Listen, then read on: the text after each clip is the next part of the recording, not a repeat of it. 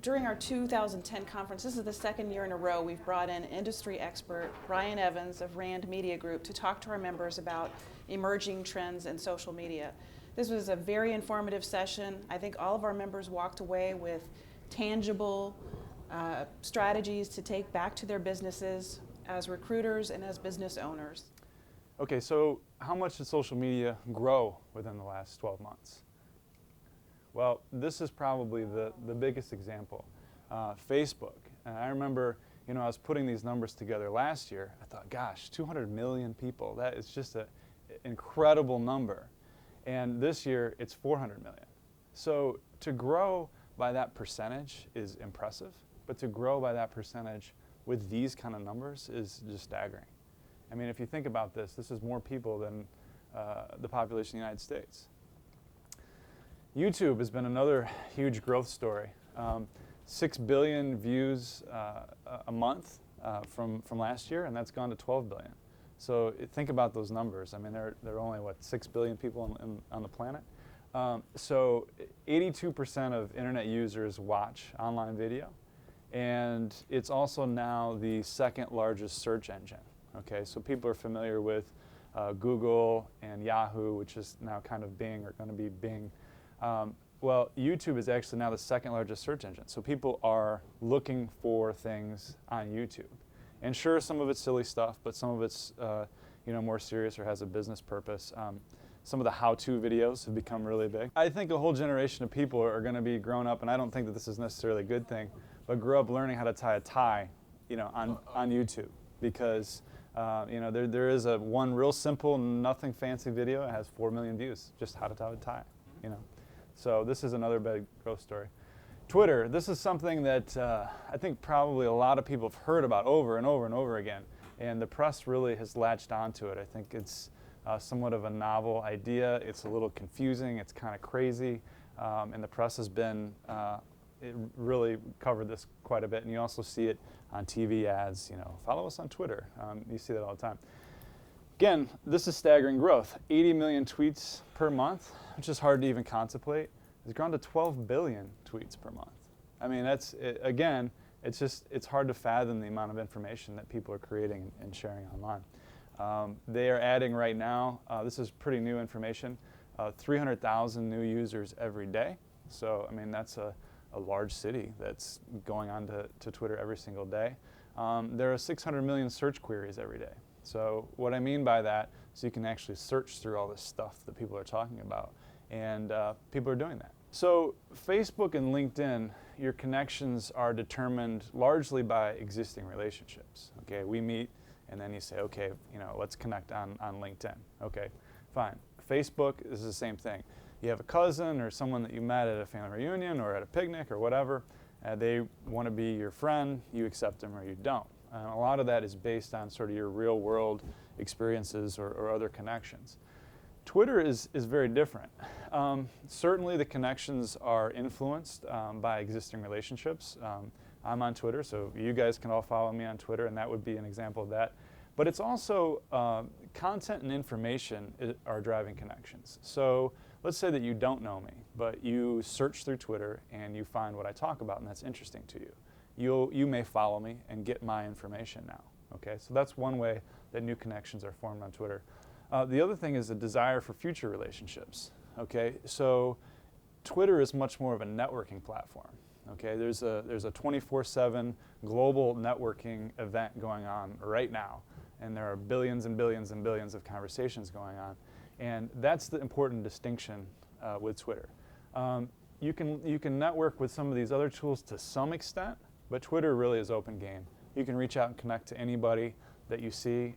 They don't have to necessarily respond to you, but they can, and you can develop real relationships, which I've done through Twitter. I've met people through Twitter, developed business relationships through Twitter, gotten business through Twitter. So it's a real tool. So with all this media that's out there, all these billions of tweets and all this Facebook and all this content that's being created, it is hard to get your message out there amongst all this noise. Okay, so it's really important to think about your brand. And it's always been important to think about your brand, but with online marketing, I think it's even more so. And the reason for that is that I think it's harder to do kind of what I'd call the right place, right time sale. Okay, so let's say you cold call someone and they just so happen to be into that, your service or your product, and then that's great. You're in the right place at the right time, and you capture it. The problem now is that when you cold call people and you pitch them or you talk to them about your services, they also can do a Google search or a whatever search, and 10 of your competitors are pitching them at the same time in a sense. So when they're ready for that product or service, you have a lot of competition. So it's harder to rely on sort of that the stars aligning and making a sale. So you really need to consciously think about your brand a lot more. And these are some basic things that don't just apply to online marketing, but your brand in general. Obviously, what do you do? Why does it matter? And then I think that the piece that's important is, are you authentic? Okay, so we have a tendency as business owners to sit around and say, well, this is what we do, and this is what we stand for, and these are our values. And that's great, but does that really resonate? Is that real? If you're saying, yeah, we're the leading executive recruiter in the world, we're a global enterprise, and you have one office, that's not true. It's not authentic. You really need to be playing to your strengths, and there are strengths that you have certainly by being a smaller organization. And I think that we've gotten into this trap of always trying to be a bigger company or be something that we're not. And online, I think it's better to be authentic. The other thing that I think about it is, if you have a certain following in an industry, that's credibility for your clients. If you say, look, I have 500 people who are maybe interested in jobs or whatever, that's very targeted and they can see the connections, that proves your value. Otherwise, you're telling them that you're valuable. Oh, I have connections. I'm going to name drop some people. Oh, really? Well, this guy has X amount of followers, and he's obviously very, very networked to an industry or to a topic. So that's kind of the other thing. Your sort of real world, this stuff is a different sort of technology, but it's all the same. It's all the same thing. It's just like, take the real world and it's online now. Okay, now I'm going to roll into some of the more specifics on this, because I've kind of talked in generalities here. These are different ideas for types of content that you can create. Okay, and this is by no means an exhaustive list, but blog posts is something that we've talked about. So getting a blog, just putting up posts. Presentations. So if you're presenting on something, if you're speaking at an association or at an event, having the presentation is good. You can share that online.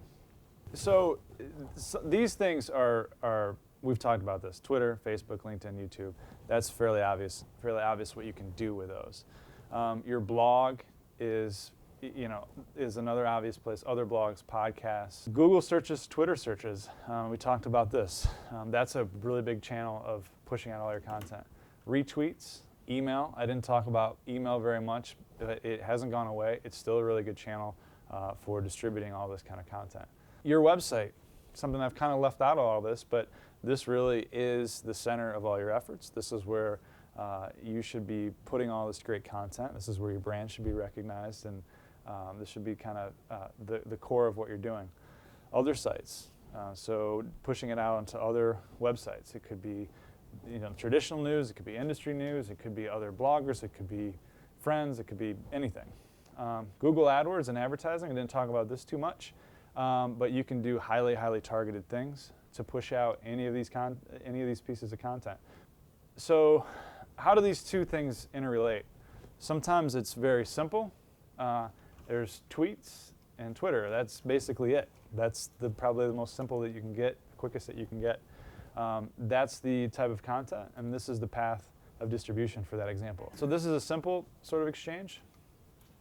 A more complicated one might be your blog post. So if you write a blog post, you have a lot of different areas of distribution that you can pick. You don't have to do all of these. You don't have to be super, advanced with this stuff, but pick a few. I think blog posts go very nicely with Twitter, very nicely with Facebook. So you can you write whatever you have to say, post it out to your Twitter followers, and then be done with it. Or you can get super fancy and do it on Facebook. LinkedIn has these status updates now. which don't get a ton of traffic, but I think it's interesting that they did it. Obviously, your post is going to be on your blog, but other bloggers could pick it up. Google searches, this is another very key component. The more and more that you write about certain words, the more people are going to find you through Google. And I'd also add now, Twitter is going to get better at search, I think. So they're going to find you through Twitter as well. Retweets, we just talked about, email, AdWords, advertising, that sort of thing. So you can take any of these sort of pieces of content and mix them with whatever makes sense to your paths of distribution. And so you don't have to do all of them. If you did everything, you'd never do anything else. But you can kind of pick the things that you're more comfortable with or you think that has the best reach for you. And that's kind of the way to put together some of this content strategy.